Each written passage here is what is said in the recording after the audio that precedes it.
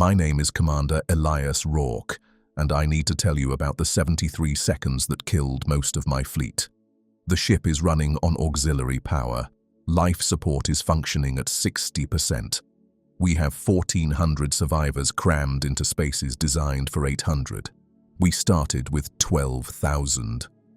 The doctors tell me I should be resting. That recording testimony can wait until I've processed the trauma, until the stimulants they pumped into me during the engagement have cleared my system, until I can think clearly again.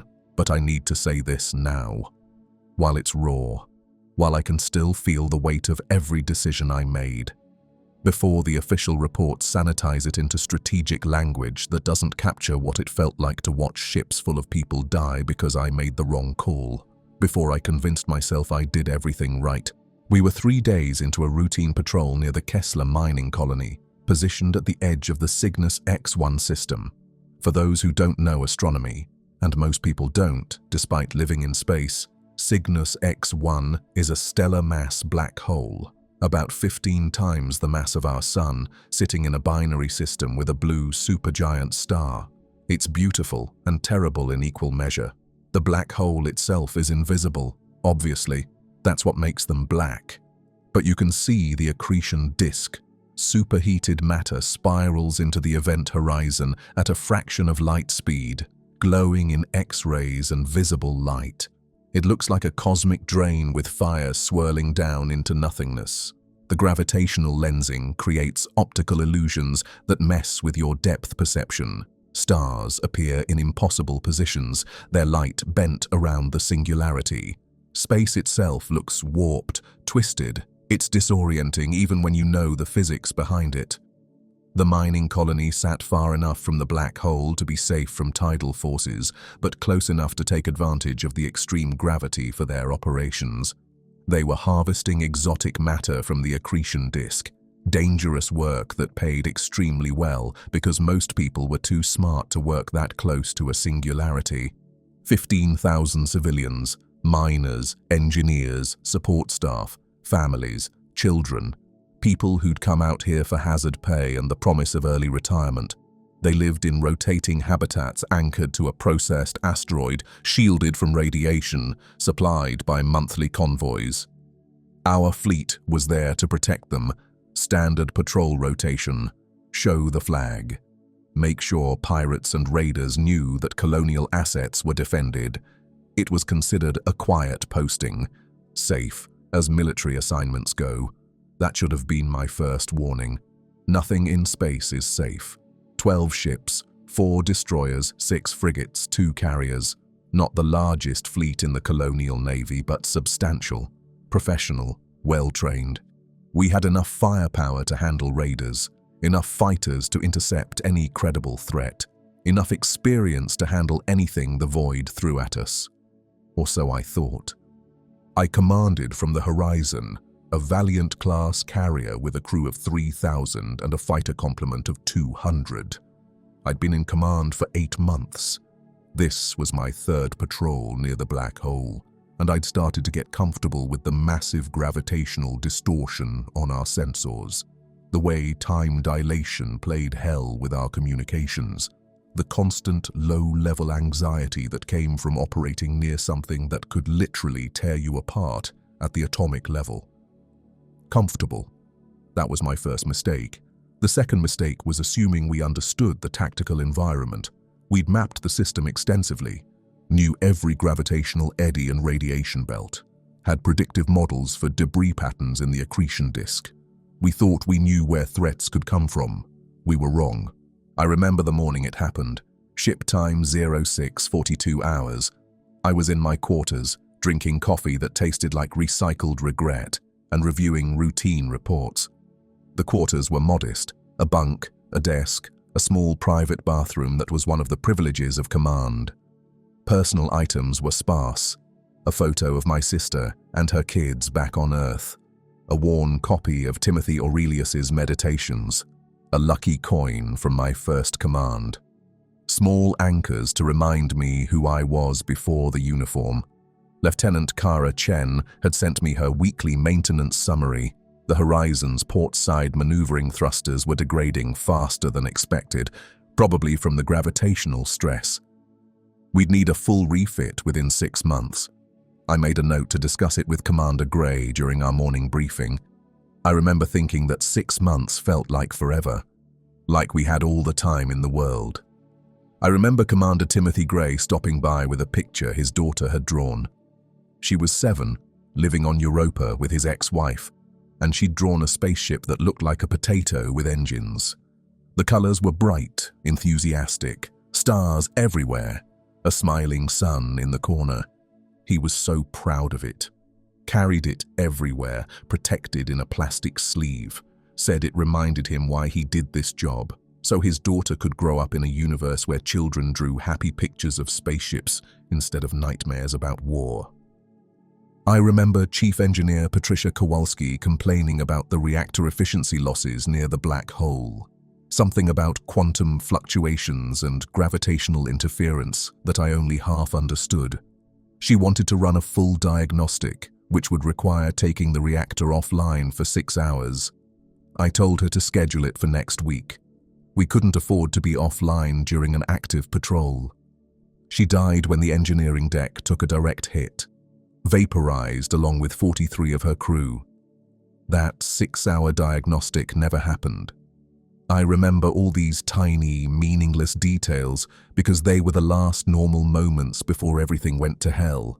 The alert came at 06:58 hours. Tactical Officer Lieutenant Reeves, speaking in the carefully controlled voice people use when they're trying not to panic. "Commander, I'm detecting multiple contacts emerging from the black hole's shadow zone. Configuration unknown, energy signatures off the charts." I was on the bridge in 90 seconds, still carrying my coffee mug. Stupid thing to remember, but I held on to it through the entire engagement, found it later in the wreckage, somehow unbroken, still half full of cold coffee. The bridge was organized chaos. Officers at their stations, displays lighting up with threat assessments, the low hum of the ship's systems providing a baseline of normalcy that was about to shatter. The tactical display showed nightmare fuel. 18 hostile contacts had appeared from the direction of the black hole, from the one vector we'd assumed was safe because nothing could hide there without being torn apart by tidal forces. Except something could, and did. The ships were unlike anything in our intelligence databases. Organic-looking hulls with asymmetric designs that suggested alien engineering. They moved with fluid grace, like living things swimming through space.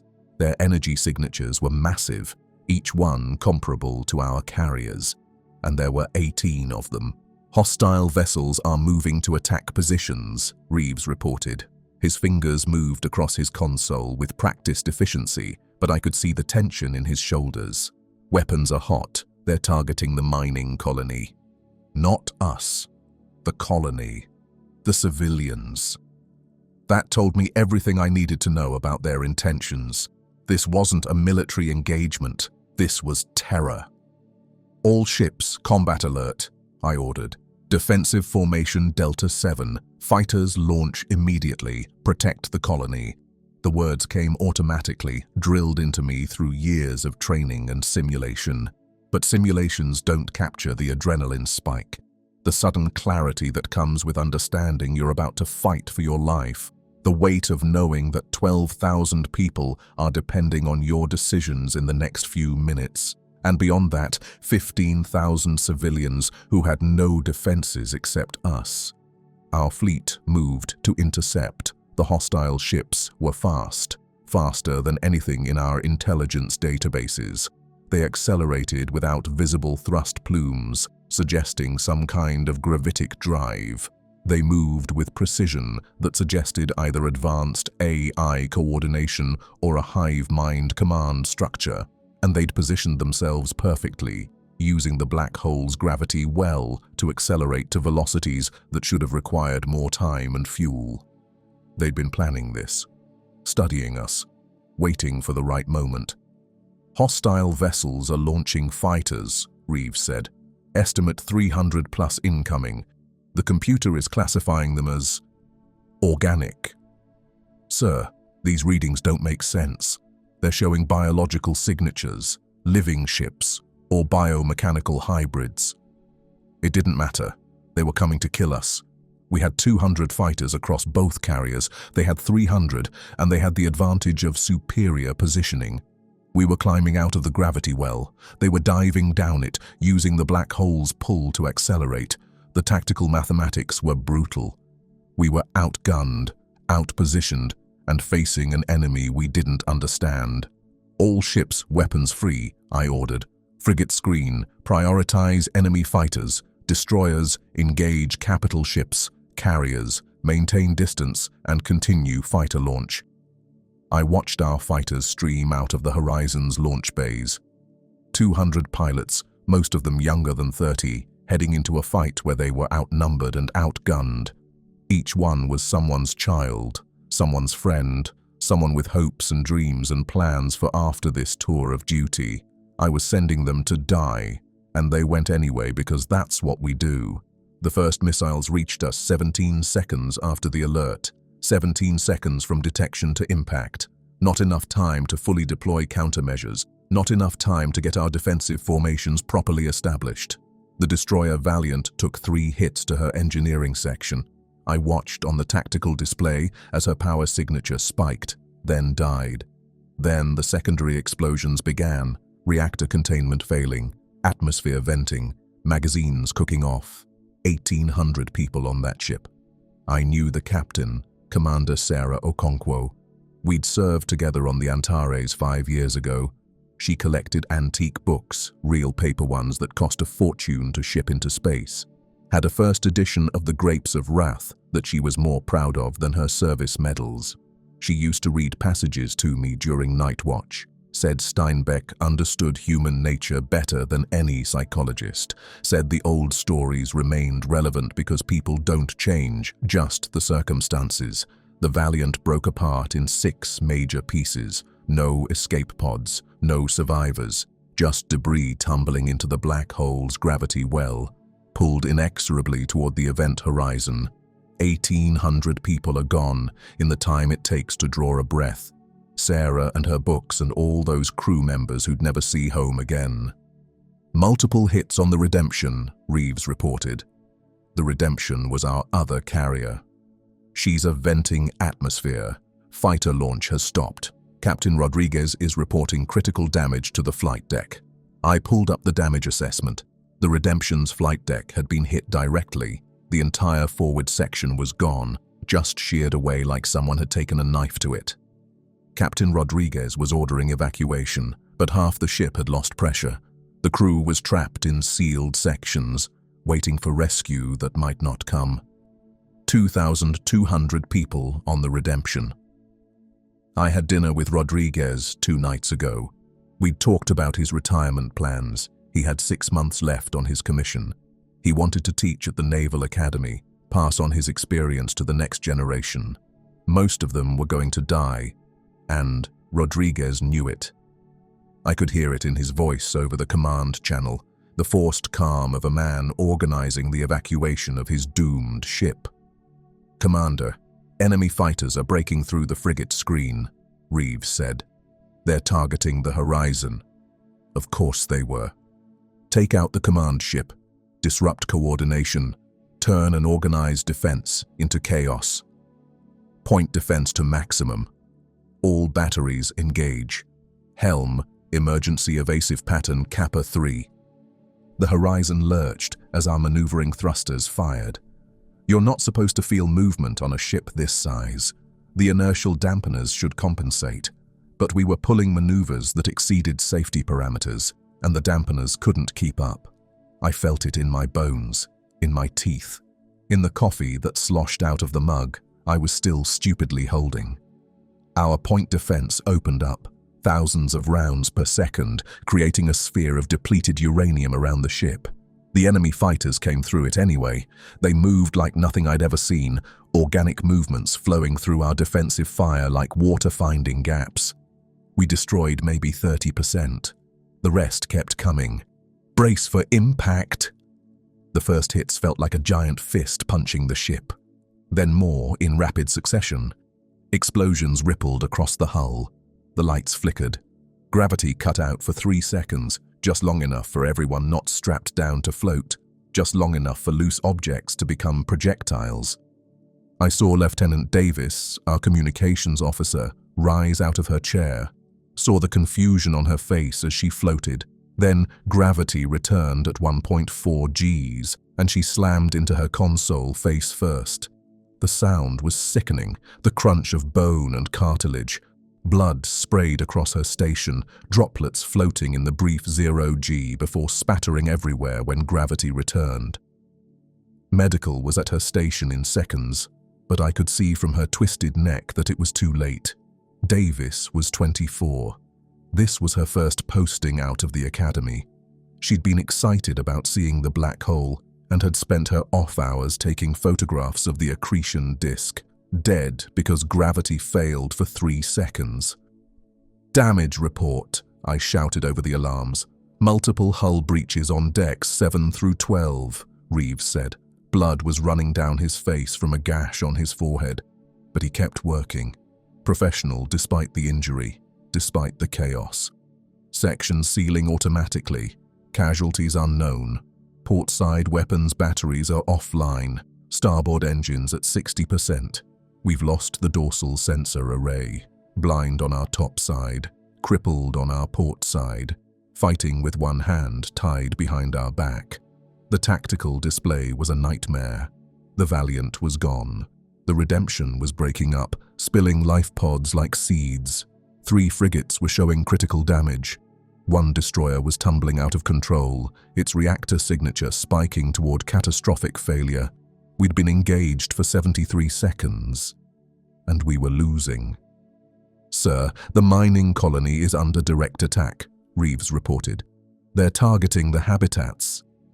"Specifically targeting the habitats, sir. Not the industrial facilities, the living quarters. They wanted casualties, maximum terror. This wasn't about resources or territory. This was about killing humans." I looked at the tactical display. The colony showed as a cluster of structures in stable orbit around a processed asteroid. 15,000 civilians, miners and their families, people who'd come out here for a paycheck and a future. The enemy was methodically destroying them. Not quickly. They could have done that with a few well-placed strikes. They were taking their time, systematically destroying habitat after habitat, making sure everyone knew what was happening, making sure the survivors had time to be terrified before they died. "Frigate Steadfast, break from formation," I ordered. "Get between the enemy and that colony." Defiant, support the Steadfast. All remaining fighters cover their approach. "Sir, that'll leave our capital ships exposed," Reeves started. "I gave you an order, Lieutenant." The words came out harsher than I intended, but there was no time for debate, no time for committee decisions. The civilians were dying and someone had to do something. The Steadfast and her sister ship Defiant moved to protect the colony. They were outgunned, outmaneuvered, and almost certainly doomed. But they went anyway because that's what we do. We stand between civilians and death, even when the math says we won't survive. Captain Elena Martinez commanded the Steadfast. She had a wife on the horizon. Lieutenant Commander Lisa Martinez serving in our engineering section. They'd met at the academy, married young, requested assignments together whenever possible. Elena was about to die, and Lisa didn't even know yet. Was down in engineering trying to keep our systems running, unaware that her wife was flying into a suicide mission. Lieutenant Commander James Harris commanded the Defiant. He was 3 weeks from retirement, 52 years old, had served for 30 years, survived 4 major engagements. He'd been planning to buy a boat, spend his days fishing in the Arctic preserves on Earth, had pictures of the boat taped to his console, a beautiful wooden sailboat named Second Chance. He wasn't going to get that second chance. Both frigates positioned themselves between the enemy and the colony. Their point defense opened up, creating a wall of fire.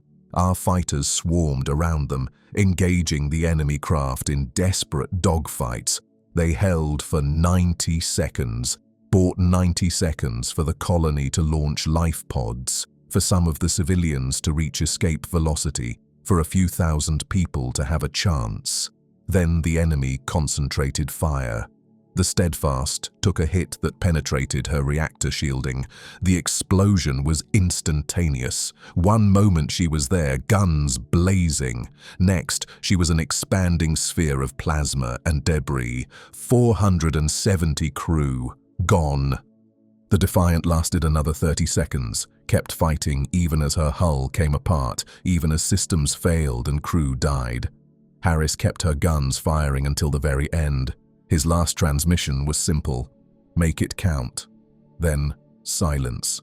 900 crew between those two ships. 900 people who died buying time for civilians they'd never met, who gave everything so strangers might live. I had to tell Lisa Martinez that her wife was dead. But not yet. Not while we were still fighting.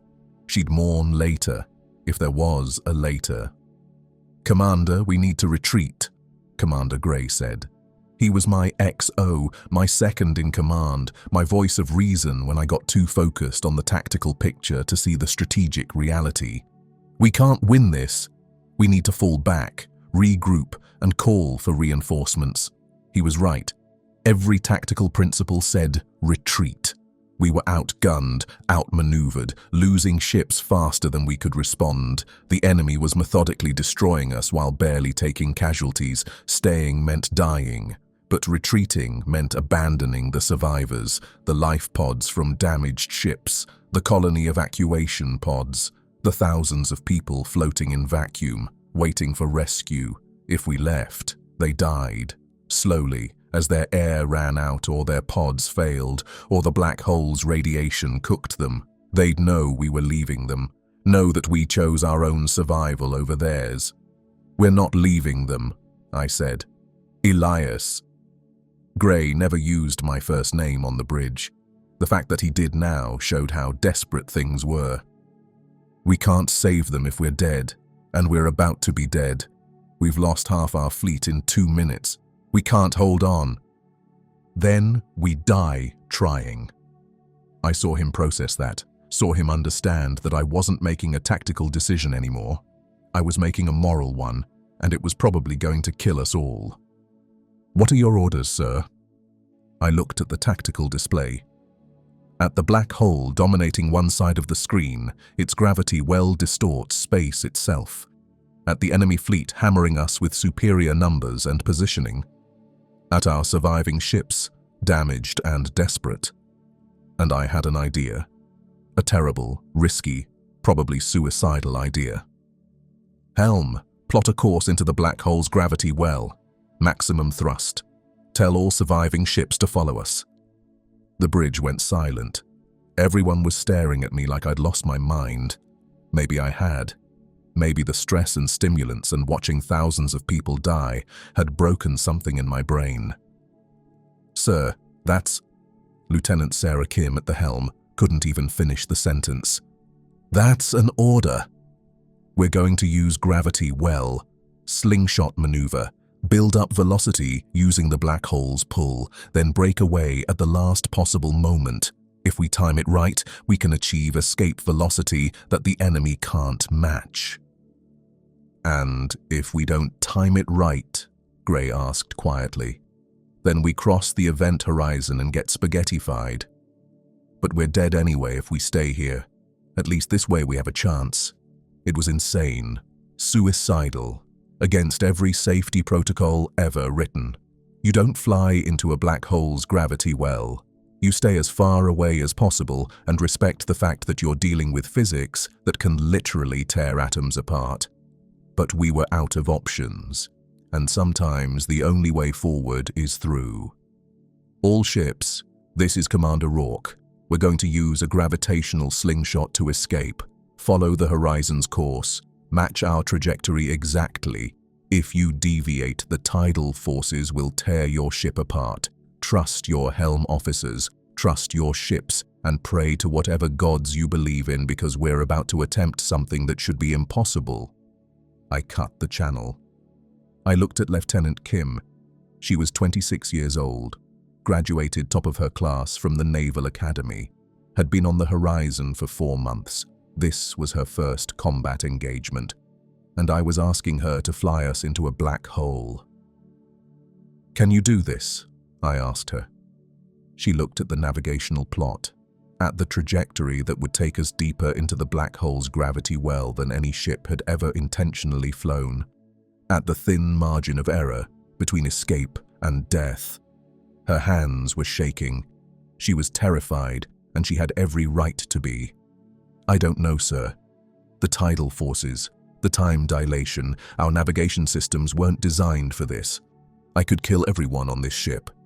You could, or you could save everyone on this ship. I'm not asking if it's safe, Sarah. I'm asking if you can do it." She was quiet for a moment. Then she looked at me, and I saw something change in her expression.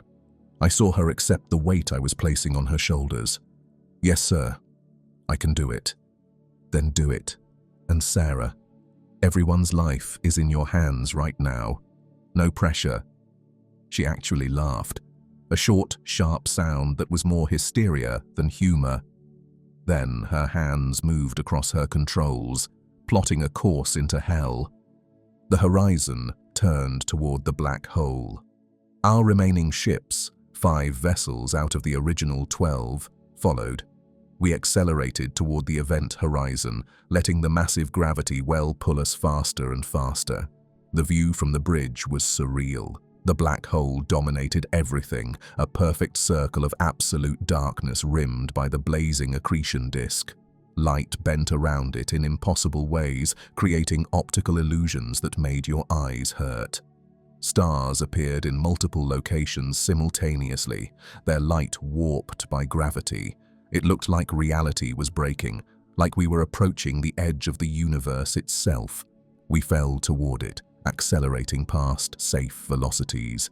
The ship groaned. Metal stressed beyond its design parameters.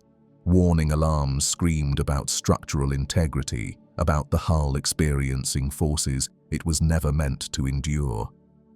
"Tidal forces are increasing," Reeves reported. His voice was remarkably calm for someone announcing our impending disintegration. "The bow is experiencing 1.3 G more than the front, compensating with structural field reinforcement. Field generators at maximum. That meant the front of the ship was being pulled harder than the back. The black hole was trying to stretch us like taffy. The structural fields, force fields designed to reinforce the hull, were the only thing keeping us in one piece, and those generators were already damaged from the combat." "Enemy ships are pursuing," Reeves added, "but they're falling behind. They're not following us into the gravity well. They're breaking off, returning to the colony, because they were smart, sane. They knew you don't fly into a black hole. They'd achieved their objective, destroyed most of our fleet. They didn't need to risk their ships chasing us into a singularity. We fell deeper, faster. The accretion disk grew brighter, closer. I could see individual streams of matter spiraling in, each one glowing with the heat of a small star. Each stream was probably larger than our entire ship. The X-ray radiation should have been cooking us, but our shields were holding. Barely. The radiation counters were screaming. The medical team was reporting elevated exposure across all decks. If we survived this, half the crew would probably die of cancer in the next 10 years. "Time dilation is affecting our chronometers," Reeves reported. His console was a mess of conflicting readings. "We're experiencing time 57% faster than the rest of the universe. Every minute for us is almost 2 minutes for them. That meant if we died here, the outside universe would watch it happen in slow motion. We'd fall into the black hole, and from their perspective, we'd appear to slow down, freeze at the event horizon, remain there forever as our light slowly red-shifted into nothing. But from our perspective, we'd just die at normal speed, quick and efficient, torn apart by forces no human body could withstand. All ships, Prepare for slingshot maneuver, I broadcast. In 30 seconds, we'll be at the minimum safe distance. We're going to use our engines combined with the gravitational pull to achieve escape velocity. Hold your course, hold your nerve, and whatever you do, don't deviate from the planned trajectory. I watched the countdown, watched our velocity climb past any speed the horizon had ever achieved, watched the black hole grow larger, its event horizon a perfect circle of darkness that promised oblivion. We were so close now, close enough to see the photon sphere, the region where light itself orbited the black hole before either escaping or falling in. We were inside that sphere. Technically, light emitted from our ship right now could orbit the black hole multiple times before escaping. We'd gone beyond the point where physics made intuitive sense. 10 seconds, Kim said. Her hands were steady on the controls now. She'd moved past fear into a kind of focused calm, the calm of someone who's accepted what's coming and chosen to face it with skill rather than panic. 5 seconds.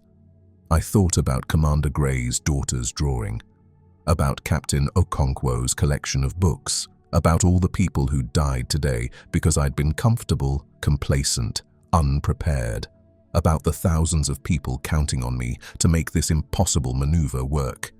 Execute. The Horizon's engines fired at maximum thrust. Every reactor pushed to 110%. Every maneuvering thruster burned at once. We weren't just using our own power. We were using the black hole's gravity as a catapult, letting it pull us into a sharp trajectory that would, in theory, fling us away at impossible speeds. The force was incredible. The inertial dampeners completely failed. I felt 4 Gs pressing me into my chair, then 5, then 6. Heard people screaming across the bridge as the acceleration crushed them into their stations. Heard bones cracking. Heard someone, I think it was Reeves, cry out in pain as the G-force compressed his injured ribs. My vision tunneled. Blood pooled in my lower body, drawn down by the acceleration. My heart struggled to pump blood against the G-force. I could feel my consciousness fading, and I could feel my body starting to shut down. But I stayed awake through sheer stubbornness, refusing to pass out, refusing to miss this moment, whether it ended in escape or death. The ship groaned like a living thing in agony, hull plates tearing, structural supports cracking, systems failing across every deck. I could hear it through the bulkheads, the sound of a ship being pushed beyond every design limit. But we were moving, breaking away from the black hole, using its own gravity to escape. Status! I forced the word out through clenched teeth.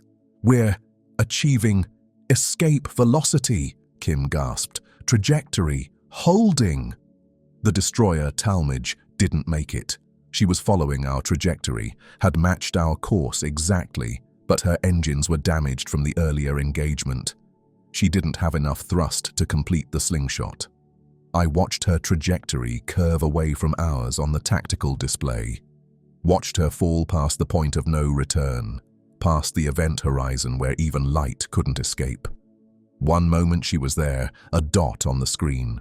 The next, she was gone, just disappeared into the darkness. 1,200 people, erased from the universe in an instant. From their perspective, they probably didn't even know what happened. One moment executing the slingshot, the next, what? Did they feel anything as they crossed the event horizon? Did they have time to realize they were lost? I'll never know. The frigate Wanderer broke apart during the maneuver. The tidal forces were too much for her damaged hull. I watched it happen on the external cameras, the ship coming apart like a toy. The bow section separated first, pulled harder by the black hole's gravity, then the stern, then the middle sections, breaking into smaller and smaller pieces. Some pieces fell into the black hole. Others achieved escape velocity on their own, flung away by the centrifugal force. Each piece potentially contained crew members, people trapped in sealed sections, screaming as their ship disintegrated around them. 400 people I'd ordered to follow me into the gravity well. 400 people who died because they trusted my judgment. But the rest of us made it. The Horizon, the destroyer Resolution, and the frigate Vanguard. 3 ships out of 12. We achieved escape velocity, broke away from the black hole's pull, limped into open space with damage across every system and casualties in the thousands. The enemy didn't follow. They'd returned to finish destroying the colony, completing their mission while we fled. Maybe they couldn't match our maneuver. Maybe their ships weren't built for that kind of gravitational stress. Or maybe they just decided 3 damaged ships weren't worth chasing into a black hole. They'd achieved their objective, destroyed most of our fleet, terrorized a civilian population. They'd won. We'd survived. Barely. The G-forces eased as we moved away from the black hole. The inertial dampeners came back online, compensating for our velocity. I could breathe again. I could feel my heart returning to normal rhythm. Around me, the bridge was chaotic. Reeves had passed out from pain and blood loss. Someone was vomiting in the corner. Medical teams were already working on the injured. "All ships, report status," I ordered, my voice hoarse. The reports came in. Resolution had lost main power and was running on batteries. Vanguard had hull breaches on 3 decks and had lost a quarter of her crew. The Horizon was barely holding together, engines at 30%, weapons systems mostly offline, structural integrity compromised throughout the ship. But we were alive, moving away from the black hole at velocities that would take us to the edge of the system in a few hours. "Sir, detecting multiple life pod signals," the sensor officer reported, "scattered throughout the system. Estimate, hundreds of individual pods. The survivors, people who'd made it off the destroyed ships, civilians from the colony. Everyone was floating in vacuum, waiting for rescue. Begin recovery operations," I ordered. "All available shuttles and tractor beams. We're not leaving anyone behind." The next 6 hours were a blur. We moved through the system collecting survivors, shuttles flying constantly between the life pods and our ships, tractor beams pulling in pods that were too damaged to maneuver, medical teams working around the clock to treat the injured. The mining colony was completely destroyed. Nothing left but debris. We found some evacuation pods that had made it away from the destruction. Saved maybe 3,000 civilians out of 15,000. 12,000 dead. Most of them were killed in their homes while they slept or tried to evacuate. Children who'd never grow up. Families obliterated. We found survivors from the destroyed ships too. Not many. Most had died on impact or in the vacuum when their ships broke apart. But we found some. Engineers who'd sealed themselves in protected sections. Fighter pilots who'd managed to eject before their craft were destroyed. People who'd survived against impossible odds through luck or skill or both. Every rescue felt like a small miracle. Every survivor pulled from a life pod was one more person who'd beaten the odds. Medical would stabilize them. We'd give them space to breathe, and then we'd go back out for more. We saved 1,400 people total, crew and civilians combined, crammed them into 3 ships that were barely holding together, set course for the nearest colonial base, knowing it would take 2 weeks to get there on auxiliary power. 2 weeks of rationed supplies, overcrowded quarters, and the smell of death that permeates a ship full of survivors. That was 3 days ago. I'm recording this from medical because I collapsed on the bridge after we secured the last survivors. The doctors say it was exhaustion combined with stimulant crash and acute stress reaction. Combat fatigue, essentially. My body shutting down after running on adrenaline and chemical enhancement for 8 hours. They gave me something to help me sleep, but I can't. Every time I close my eyes, I see the tactical display. See the ships winking out. See the Valiant breaking apart. See the Tolmage disappearing into the black hole. See the Steadfast exploding in that brilliant flash of plasma. I see faces. Captain Okonkwo, Commander Harris, Lieutenant Davis, Chief Engineer Kowalski, all the people I knew personally who died under my command, and thousands more I didn't know. Crew members I'd passed in corridors, Civilians I'd never met. People whose lives ended because I didn't see the threat coming. Commander Gray hasn't spoken to me since the engagement. He's alive. Made it through with a broken arm, 3 cracked ribs, and internal bruising from the G-forces. The medical team put him on light duty, which means he's handling coordination for the survivors. But he looks at me differently now, like he's not sure if I saved us or just got lucky. Like he's wondering if I should have retreated earlier, saved more ships, avoided the whole desperate slingshot gambit. Like he's questioning whether I'm still fit for command. I wonder the same thing. I had to tell Lisa Martinez that her wife was dead. Found her in engineering, still working to keep the systems running, unaware that Elena had died hours ago. She took it quietly, nodded, thanked me for telling her, went back to work. 2 hours later, I heard she'd broken down in her quarters. Complete psychological collapse. They had to sedate her. She's in medical now, catatonic, staring at nothing. I destroyed her by sending her wife on that suicide mission, and I'd do it again because saving those civilians was worth the cost. But that doesn't make it easier to live with. 10,600 people died, 8 ships destroyed, countless injuries among the survivors. And for what? We saved some civilians, proved that humanity won't abandon its people even in the face of impossible odds. But was it worth 10,000 lives? I don't know. Command will analyze the engagement, generate reports, and determine if my decisions were tactically sound.